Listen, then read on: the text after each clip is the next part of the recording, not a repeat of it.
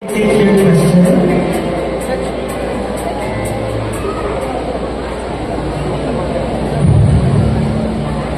And the question is, mental health is still a taboo in many Filipino families. How would you start a conversation in a community that believes mental struggles are simply signs of weakness? Again, mental health is still a taboo in many Filipino families. How would you start a conversation in a community that believes mental struggles are simply signs of weakness?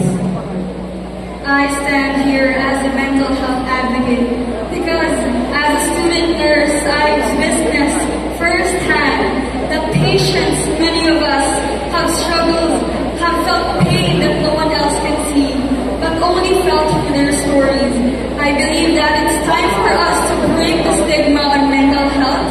We should create more support groups. That's why I'm here standing in front of you to use my voice for change. I want to collaborate with the local government unit in establishing more awareness on mental health so that we can finally give importance to mental health in the same treatment as physical health. Because after all, mental health is part of our overall well-being. It is part of who we are, and it doesn't define us if we have a past. We need to use these struggles to become our strengths and then our dreams into direction. Mental health should